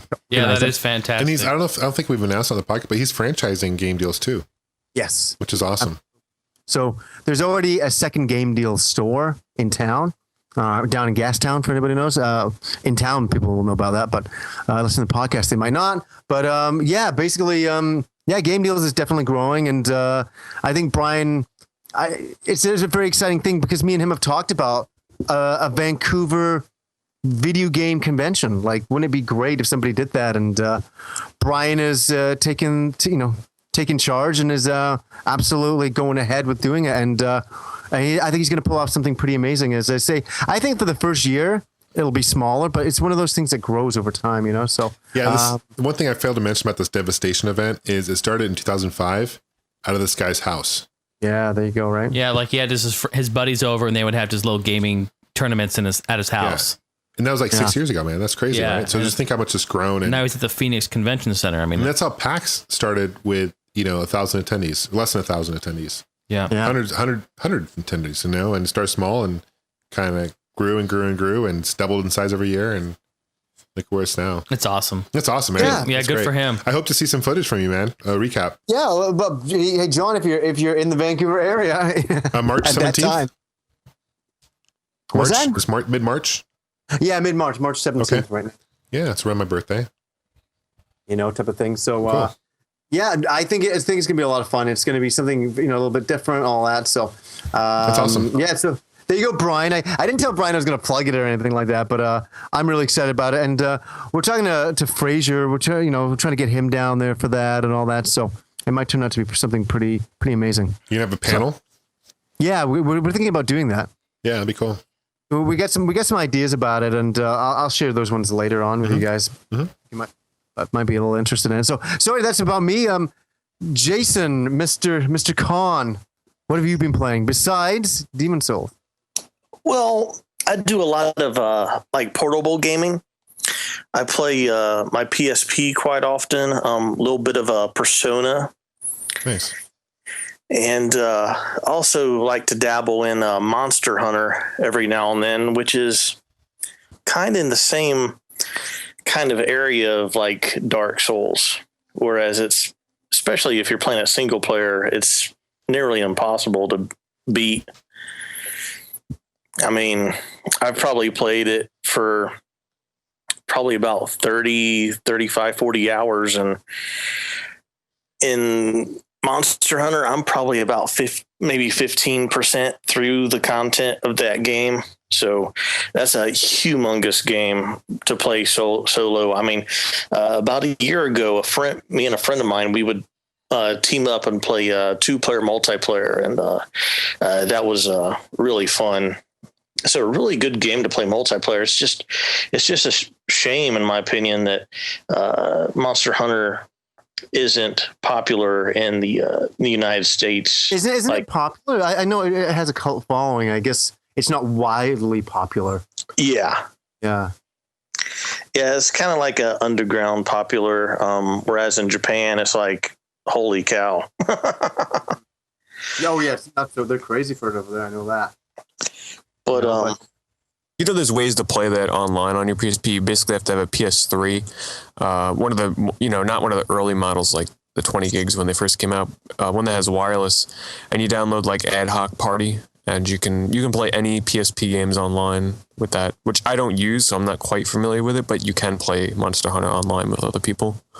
Oh, okay. Yeah. I got a PS3 as well. I thought about doing that because I heard about it, but I was asking people, and it's like each person had their own like version of what to do. It's quite involved. Yeah. I've heard it's not the most simple thing. Like, oh, just download this and you're done. It's a little complex. Yeah. I never got around to it, but, another cool game I played recently, both, my wife and myself, downloaded the the free to download Legend of Zelda 4 Swords for the 3DS. Oh yeah. Or DSi, if you have a DSi. And both me and her played multiplayer Zelda, and it was really fun, really fantastic. Yeah, I remember back in the day when that I have that on Game Boy Advance. Yeah, and I went out. I remember when I bought the freaking link cable. And no pun intended there, I guess. And yeah, man, you'd link it up. You could play, I think, 4 players on that. Yeah, I think you can do 4 player on the Game Boy Advance. That's just so badass, That's pretty advanced. Yeah. It's pretty advanced. I like it, John. I had the Game Boy Advance, and I also had the multiplayer cable, and it only worked like half the time. I think I might have had a bad one or something, but I'm just so glad that the modern portable systems nowadays have the wireless capability for multiplayer. It just makes it so much easier. Definitely.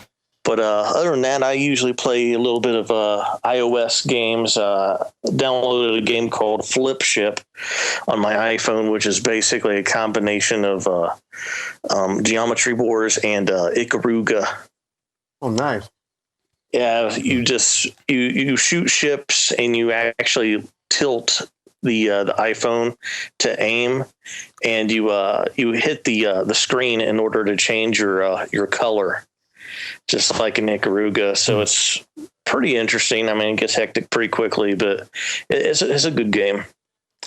What was the name of that? Just so I can look for it. Flip Ship. Flip Ship. Okay.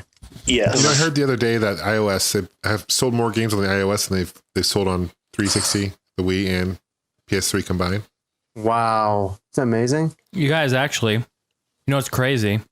Speaking of iOS, speaking of Apple, Jobs. This is the first podcast we've done since the news of him passing. Mm-hmm. Oh, Who? man. Steve Jobs. Who's that? I'm just kidding. Too soon. Isn't that crazy? That's crazy. It is crazy. I was completely, actually, I'm not joking. I was really, really bummed out to hear that. Yeah, same here. Kind of a small world. My wife's best friend, brother, is Bud Tribble. I don't know if you recognize the name or not, but he's one of the 3 founding guys of Apple. If you just Google Bud Tribble. Okay. And he's like the original Macintosh, like he signed the board like with all the other guys. Oh, wow.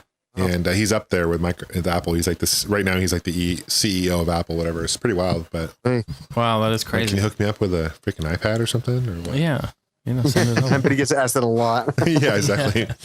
Well, what's crazy though? It's like, there's so much news about it and everyone's talking about it. But there was one comment. I don't remember who said it. I think CNN or somebody said there was one comment that it really made an impact on me. It's when they said most people found out that he died through one of the devices that he created. That's crazy. Yep. And I thought about that and I go, holy shit, I found out about it on my iPhone from someone text messaging me. Yeah. I'm like, this is true. And just when you think about that, I mean, what an impact that this guy really had on the world. Mm-hmm. I mean, that's nuts. So I always say this whenever there's a death, may they be in a better place. He did in his lifetime what, he'll be remembered for forever for what he did. It's like, it's so funny. Some of us will go through life and not really accomplish much, really, but he really made a difference. That's what I'm trying to say here. Yeah. He really made an impact in our world. Like, like if I just made orange juice for a living or something like that, I'm not really changing anybody's life. Maybe they enjoy the flavor of my delicious orange juice, but it's not really making an impact. You know what I mean? Where his devices really changed. For Apple, I mean, they have an app for that. So. Oh, for making orange juice? Yeah, making orange juice. How to make orange juice, Now, if you actually discovered how to make orange juice, then you made the big impact. Mm-hmm. Exactly. I think he's up there with like Henry Ford, back in the day with cars, and he was definitely an inventor. He's top, he's It's kind of too bad. I'm really sorry to hear what happened to him, but he's died in a better young place. too. Died young. 56 years old. It's for anybody who's really young out there. 56 is not old. You know, like, I mean, like, I think like in your late 70s, you're old. Okay, you can finally accept that. But when you're 56 years old, like, no, seriously, listen to this. James Cameron, at 54, directed fucking Avatar, and he's doing the second and third parts. Yeah, you know, like that's amazing. But he had so much more life, and pancreatic cancer, man, that's a real fucking bummer. That's like your pancreas is so important. That goes, you're toast. Like it's really. What does the pancreas do? What's that? What does it function? What's it do? The pancreas. I know that. All I know is I'm sorry. One of my ex-girlfriends had it. She actually had pancreatitis from drinking too much. Isn't that terrible? Wow. But no. So sorry. It's like I don't want to get this wrong. Everybody's gonna fry me. But it's it processes a bunch of toxins in your body, and if it's not working, it just kicks out, and you'll die. Like it's really that important. It's not like, oh, well, you'll last a little bit longer. Anything fucks your pancreas, you're dead. Yeah, that's what I heard too. It's a pretty serious thing. It's a very temperamental organ, and you better if you know your lung goes, okay, you can take out half your lung, whatever they do, but your pancreas goes, sorry. They don't have they have our heart transplants. They don't do pancreas transplants or anything. No, they do penis transplants, John. So you're in hope. I've already had 2 of those, and those are very, very uncomfortable. Both of the penises he took from me. So gone. Doubledongs. It's actually only 2 inches from the ground. Yeah. Hanging from the ground. Yeah. So Gamester's in the doctor's office, and the doctor's like, so you want a penis extension? He's like, no, I actually want 2 penises. Split. People always ask me, and I say it all the time to them. They don't understand. I say, look, it doesn't matter. I have a 2-inch penis. I mean, it is 6 inches wide. So it doesn't really matter. You know what I mean? They'd be like giving birth, dude. That'd be so uncomfortable for them. Just ask around. That's no head. That would suck, dude. Anyway, I don't know what that would be. Maybe we should. I'm not even getting into this because we're not getting into this. I'm not even attempting to jump into this one because it'll get fucked if I do. Yeah, we're not going to jump into it because you guys know what it's time for. What? You all know that sound, right? No. Game Stopper. No. Someday everyone will figure it out. Someday we'll figure it out. No, this is kind of a new section, so I'll give you some slack. But Pete, you know what it is, right? Yep. Yeah. It is Jason Heine's random weekly question. What? Now, Johnny, you were around for this, weren't you? Yeah.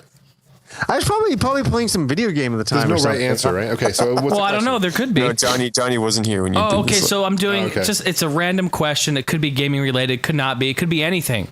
And you all play for a prize. I ask a question, and whoever answers it right gets a prize. Very simple. I just don't want John's Doubledongers. Okay, that's not. No, it's okay because I'm going to announce the prize. So participants are going to be playing for a USB charge cable for PS3 controller. Nice. Actually, I could go for one of those. Even though I'm missing one of my controllers now. It's just one end is, it's frayed and it's cut off. But I mean, a little hot glue, maybe some electrical tape. You guys fix it right up, mend it, no problem. All right. So okay, wait a second. Before we continue, I need to know about this. This is huge. This is life changing stuff. It's like Steve Jobs life changing stuff here going on. So you're going to ask us a question. And for the person who answers it right, you're going to give them a prize every week? Yep. Every episode. What the fuck? Isn't that great? Isn't that great? It's whenever you hear the sound. You win a thumbtack. Whenever you hear this sound. I like the clown horn at the end. All right? It's Jason Heine's random weekly question. Yeah. What if we don't like the prize? Can we give it to somebody else and trade prizes? You can do whatever you want with it, but more than likely you're not going to win anything. This is bullshit. This is fucking bullshit. All right, so the question is, this is the fun one because guess what, guys? I'm digging back through my inbox for the questions that people submitted for the All Gen Gamers Trivia Battle. Oh. I've got like 40 pages of them, so I'm going to go ahead and dig back. 40 pages? I got a lot. Just make sure you delete this one out so you don't. I will. We got to do another one of those episodes. We definitely do. All right, so this question is from our good friend Comeback Kid. Nice. And he asks, in Final Fantasy IX, what is Princess Garnet's real name? And he puts in here that there are spoilers here, so Fuck. guess if you haven't Is there finished multiple it. choice? There is multiple choice. Dagger, Alexandra, Samantha, Alexandra. Braun, Sarah, Beatrix. Alexandra, final answer for John. Say those one more time. Dagger, Alexandra, Samantha, Braun, Sarah, I'm going to say Braun. Beatrix. Braun. I'm gonna say Alexander as well. Wait, what is it? No. Yeah, it sounds. I thought Alexandra's the name of the place. Well, you're thinking of Alexandria Yeah. because it's kind of a trick question. I think I'm with Gamester with this. Yeah. All right, has everyone guessed? Yeah. Yeah, I'll stick with that. All right, correct answer is Sarah. Fuck this bullshit. Sorry. Sorry, you guys, like but a- thanks for playing Jason Heine's random weekly question. Well, because in the game she's referred to as Garnet and Dagger. Better luck next time. Dagger is her fake name. I don't even remember them saying what her real name was. The fuck? All right, so That's yours. this is a question from the forums for my game recommendation of the week, and this one comes from Neo Geo Urahara. And his question is, hello Pete, I want some shooter and platformer recommendations. I really enjoy Ikaruga and Viewpoint. Also, Klonoa and Mario games are great as well. And then he lists the systems he has. And one of them was not the Game Boy Advance, but I'm going to hope you own the Game Boy Advance because my recommendation for you is Astro Boy, the Omega Factor on Game Boy Advance because it is a platformer and a shooter in one from Treasure, an amazing game with great animation. So it should be right up your alley if you haven't played that yet. Have any of you guys played that game at all? What's the name of it? Sorry? Astro Boy, the Omega Factor on Game Boy Advance. No, No. I haven't. If you see I've it, played it. and what do you think of it? Oh, fantastic. I always love Treasure's works. Yeah, it's by looking at the cover, most people would probably write it off as just some like licensed game or something, but it's actually a phenomenal shooter, more shooter than a platformer, but shooter / platformer. Mm. And it's not I'll rare. have to look at that. anything. Yeah. It's a really good game. What system is it on? Game Boy Advance. Okay, you know what? I do remember the game coming out, but I remember it getting good reviews. I do remember that, but never played it. Okay. You recommend that, eh? Highly. Oh, okay. That was his You just cut out. recommendation, yeah. Well, fucking hell. Gotta get it then. Don't make me do another goddamn question. And now it's that time for Love Talk with Dr. Love, Johnny Millennium. Johnny, how's it going? Well, you know what? It's going pretty good for me, but I think it's going better for you because is it true you have 2 penises? Yes, the more, the merrier. Wow, Mike, you should be answering these questions. Like, good Lord. Like, what do I know? I just got a small shriveled up penis and you got 2 large dongs. One for each hand. Oh my God. I have a name. I have a name for my hand. You know what her name is? What? Pamela Henderson. Oh, it's such an old joke, but it's a classic. This question is from JL Dirth 12, and he asked Johnny, I have a serious relationship issue. I've been dating my best friend for almost 4 years, and she broke up with me when I went to visit her at her college. Problem is, she calls me every day and tells me she loves me, but then she says she's happy to be single. I don't want to tell her to stop calling me because she's my best friend, but I can't handle her calling me all the time, and I cannot get over her. What should I do? Thanks, Jared. Oh, wow. What a classic. This is what I call a golden classic. And why this is so classic is that these guys have been going out for 4 years. Obviously, they're good friends, best friends. I understand that because they're going out. The person you're going out with becomes your best friend. That's kind of what happens. And so what's happened is that they've broken up, sadly. And she's off at college. You know, and I hate to say this, Jared. I hate to say this, but off at college. And I guess I don't know the reasons for you breaking up, but I guess she's, moving on, with her studies and all of that. And she said that she enjoys being single. And that's never a good sign. because that means that it's over. You know, and what it means is when somebody's okay. I'll be honest. It means that they want to see other people.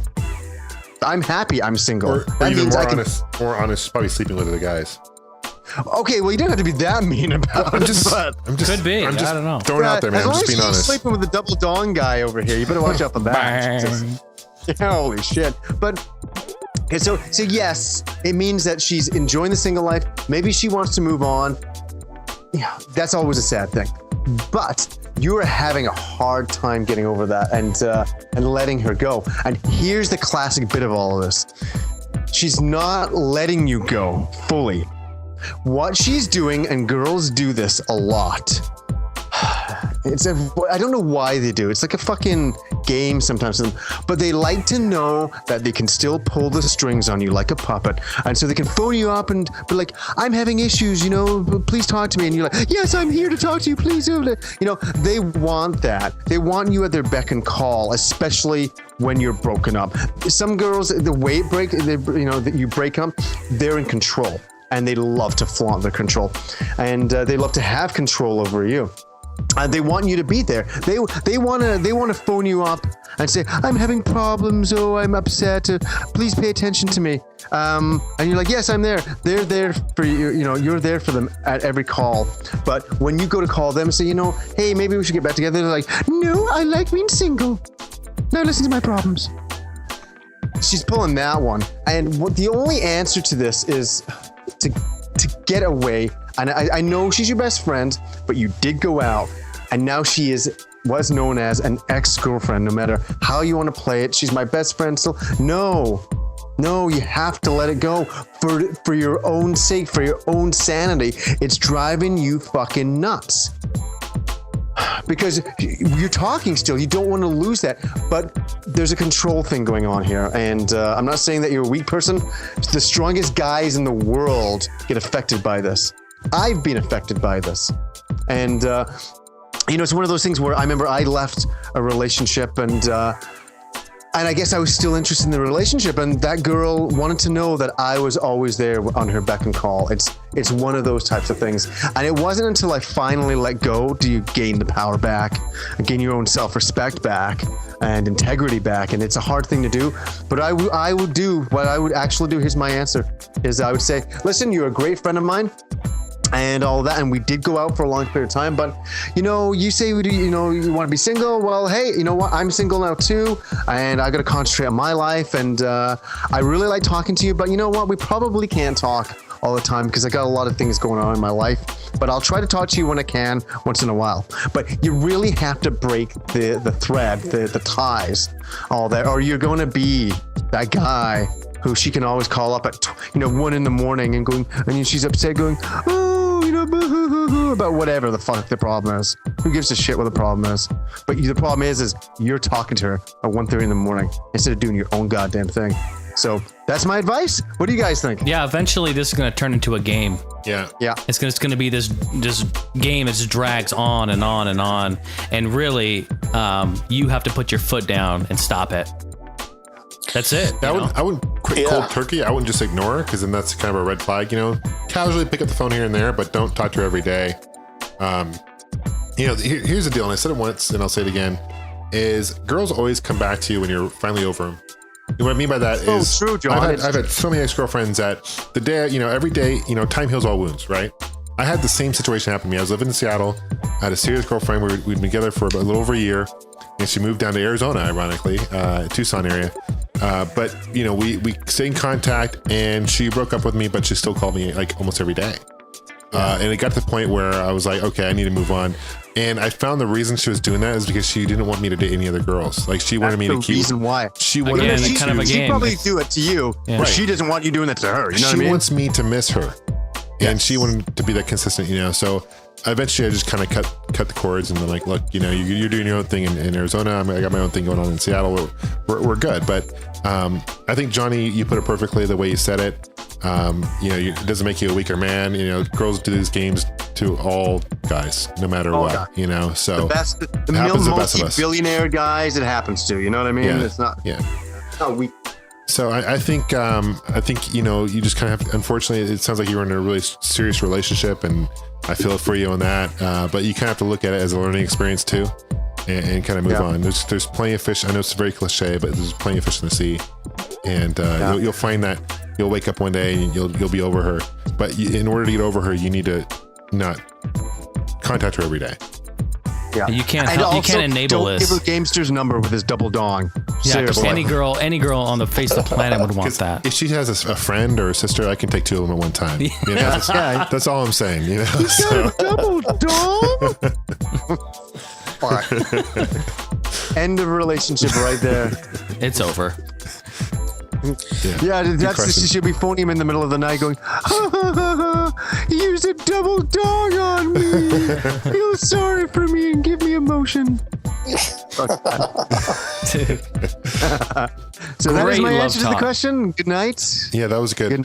Great job, Dr. Love. Well put. Yep. I didn't mean to be so brutally honest earlier. You know, I'm sure she's not sleeping with anyone, but I was just joking. But it's very possible. Don't try to backpedal because that could happen. I mean, it happens. very possible. It is possible. It's just feasible. So, I don't have a gaming piece theater this episode, but I'll have one next episode for you guys. All right. And Waluigi was. What's that? I was gonna say Waluigi was hacked into Super Smash Brothers Brawl. I'm watching the video right now. Really? It's insane. Like they got his own move list and everything. Wow, that's cool. Go ahead, John. I'm sorry. No, I was going to say people can post questions on our forums. Just go to allgengamers.com. There's a link to our forums, so you can go there. You can follow us on our YouTube channel, All Gen Gamers, on Facebook and on Twitter, and keep up to date what's going on. If an episode if Pete is playing a game and it forgets about All Gen Gamers and delays, delays 2 or 3 days, Facebook. we will post that Pete is playing Dark Souls. So you'll be in the loop of what's going on there. So. Or you can just email Jason Heine every hour, week, and minute. Just bug Jason. Just totally bug Jason. He'll love it. Get in touch with him on Steam, on Twitter. Add him as a friend on there. Add him on Origin. I'll tell you what's even better. Go to Jason's Facebook. Playing Battlefield. And post on his wall. That's even better. Put poutine on there, and then... This is bullshit. Maybe I should just... Shut up. Everyone just shut up. I love you guys, but shut the fuck up. Those double gone. All right, Pete, what you got? Yeah. So there's one game that I've been playing that I just had to mention. Besides Pokemon, as much as I love playing that. Yes. I've been playing Aliens Infestation on the DS, which you son of a bitch. When did that come out? Today. Oh, fuck me. Can I please? I have two penises. He's got two friends. So people might have remembered Rob and I speaking quite highly of it on the PAX episode because we played it there. And it started off, because the start of the game is what I played and seen at PAX, so it was a little slow to start off, but it's starting to pick up some steam now. And I'm going to say this, there's some people on the forum that absolutely hate this term, and we've gotten into some arguments about it. I can't wait for you to say it. Metroidvania. Yes, so it is a Metroidvania game. I forget the guy's name, or else I'd plug him on here, but he went off in this whole tangent about how people call things Metroidvania, and they don't have gameplay styles from either of the games, and then I had to put in my 2 cents on why it's just easier to call them a Metroidvania game. Anyway, if you want to read that, it's in one of the forum topics there. I forget which one. Anyway, so I'm at the part now where it's starting to get a little good. The whole concept behind this game is it has a little bit of a roguelike style to it, where you start off with 4 Marines, and when they die, they're dead for good for the rest of the game, from what I understand. So there's 4 different Marine slots that you can switch between. And I think you can find Marines throughout the rest of the game to kind of switch between. So I got up to like the mother alien, the first boss of the game, which was animated really well, by the way. And one of my soldiers died. So rather than be a bastard and reset the game, I just let him stay dead. So right now I'm down to 3 soldiers instead of 4. But it's got that whole Metroidvania style gameplay to it, where you find cards and different weapon upgrades and items where you can, unlock doors and make it to the next room in advance. And now you get like the whole motion detector. So like your map screen on the bottom will blink and show you where it's detecting enemies. And now the aliens are in the game, whereas before it was just like robots and crap. So the aliens like pop out of nowhere from like vents and ceilings and shit and try and attack you. And I just made it to like another planet or something. Not another planet, but like I landed on an asteroid or I don't know. I wasn't paying too much attention to like what was happening with story wise. But I'm on another planet with some great parallax scrolling going on in the background. So it visually the game it's pretty good. The animations on the characters and whatnot are pretty nice, especially because this is from Way Forward, the developers behind Contra 4 and the Shantae series. That's cool. Which says a lot. Yeah. I've been enjoying it. It's going to be like a little sleeper hit on the DS because it's coming out at the absolute wrong time at the end of the DS's life cycle. So if you're into sort of these action, adventure, shooter style fucking Metroidvania games, it's so much easier to say that, try and sum it all up. It's one to look out for. So this might actually go up in value. Do you have that feeling? It might go up in value because it might get that cult status from Aliens fans because it's supposedly like what happened. And I could get this wrong, but what happened between Alien 1 and 2, like the story arc between what happened there. I'm sure Rob is listening to this right now and he's like screaming, everything I'm getting wrong about this because I know you and Rob are both huge Aliens fans. Oh yeah. But among Aliens fans, it might become like a really cult hit. And for fans of Metroidvania style games, it seems a little bit simplified. Like I literally played for not even an hour and it said that I had explored 25% of the ship that you start on. But, they're going to do something weird. They have to do something weird. See, here's the thing. It already transported me to another place where I have to find the map for that area. So there you go. It's not as short as I thought it would be. Okay. But if you lose all your soldiers, I gotta pick that. How much was that? It's like $29. 29. But if you lose all your soldiers, it's game over and you got to restart. So there's no continue. So it has a really great sense of urgency and conserving your ammo. It almost has like a Resident Evil kind of feel to it, where you got to conserve your ammo and your ammunition, like cool. Grenades and shit. Because when you die, your characters stay dead. And you can't revive them. From what I understand, you can't revive. When they die, they die. Wow. But you can find placement soldiers in the game that will kind of take their place. But that unique soldier, and their lines of text and what they had to say in the storyline and whatever uniqueness they bring, like I said, I'm not very far in, about an hour and a half in. They're gone forever. So when we were at PAX, I asked the guy there, I'm like, so you're saying that you can essentially be at the end of the game and lose one of your characters and it's game over? He said, yeah, but you could abuse it, I guess, with because you have one save file. So I'm sure if it came to that point, you could probably just reload and try again. But you only have one save file? There's one, yeah, because they want to discourage making different save files so that when you screw up, you can just reload your last save file. You know what I mean? But that's what I love about this game, because it adds that sense of you have to really plan out all your moves, because if your guy dies, he's dead. Does it auto-save for you then or not? I don't think so, because there's a save room where you can manually save. So it's gonna be wow. It's not terribly, it's not too bad. It sounds interesting though. I did see it at PAX. That's pretty cool. The graphics look really cool. Good animation, yeah. Yeah, good. Awesome. There was something that I've got to mention here, and I'm surprised that you didn't mention it, John. I would have thought this would have been right up your alley. What's that? The Kinect. It's called. Let me get the pronunciation right, because I suck at Japanese. The Kinect AR Kyonyu 2011. Mean anything to anybody? I think it translates something like this. I'm sorry for my pronunciation on that. Connect huge breasts. Yes. Oh God, I can't wait. Seriously? Okay. Double D's? I'm going to send you a little video right now, and let me get. I thought they said they were going to have any Sex Connect games. Well, John, that's all changed. They need to make it sell in Japan, apparently. Wow. I'm sending it right now. I'm moving. But Japan, wouldn't they be like mosquito bites, kind of? I don't know. the Ninja. Talk about stereotyping. Holy shit. What? That's racist. Mosquito bites. Listen to this. That's awesome. The Ninja Corporation announced Kinect AR Kyonyu 2011 Kinect huge breasts for 360. Yes. A hentai Kinect augmented reality application which enables you to experience and interact with busty breasts. You can shake and touch them with your hands. The application also supports multiple players on screen. Now, what this is, and this is true. Oh, wow. We're watching the video. You can grab these. You have these breasts. It's so stupid. It's so stupid. They look really fake, though. Oh man. What? Well, it kind of makes sense because now they're able to see what they would look like if they had big breasts. Oh, so it adds breasts to you then?